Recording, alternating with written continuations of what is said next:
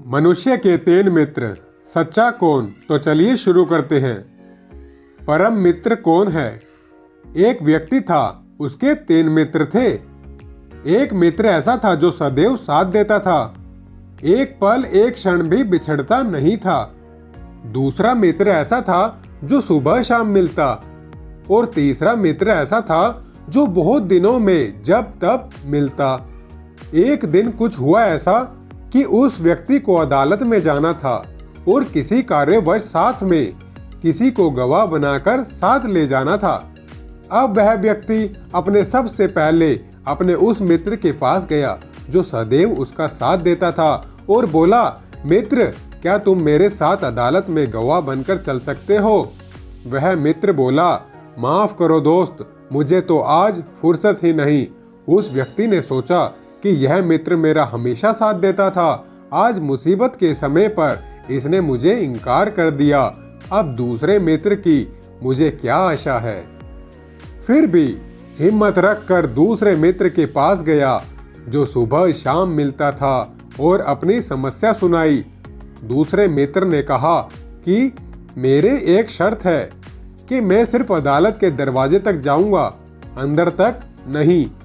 वह बोला कि बाहर के लिए तो मैं बहुत हूं, मुझे तो अंदर के लिए गवाह चाहिए। फिर वह थक हार कर अपने तीसरे मित्र के पास गया जो बहुत दिनों में मिलता था और अपनी समस्या सुनाई। तीसरा मित्र उसकी समस्या सुनकर तुरंत उसके साथ चल दिया। अब आप सोच रहे होंगे कि वो 3 मित्र कौन है, तो चलिए हम आपको बताते हैं इस कथा का सार।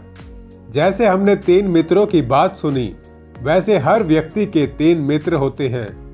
सबसे पहला मित्र है हमारा अपना शरीर। हम जहां भी जाएंगे, शरीर रूपी पहला मित्र हमारे साथ चलता है, एक पल एक क्षण भी हमसे दूर नहीं होता।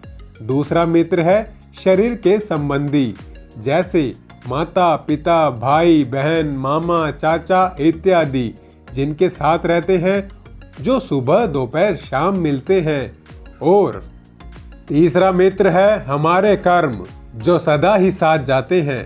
अब आप सोचिए कि आत्मा जब शरीर छोड़कर धर्मराज की अदालत में जाती है, उस समय शरीर रूपी पहला मित्र एक कदम भी आगे चलकर साथ नहीं देता, जैसे कि उस पहले मित्र ने साथ नहीं दिया। दूसरा मित्र संबंधी शमशान घाट तक, यानी कि अदालत के दरवाजे तक राम नाम सत्य है कहते हुए जाते हैं तथा वहां से फिर वापस लौट जाते हैं। और तीसरा मित्र आपके कर्म है, कर्म जो सदा ही साथ जाते हैं, चाहे अच्छे हो या फिर चाहे बुरे हो। अब अगर हमारे कर्म सदा हमारे साथ चलते हैं तो हमको अपने कर्म पर ध्यान देना होगा।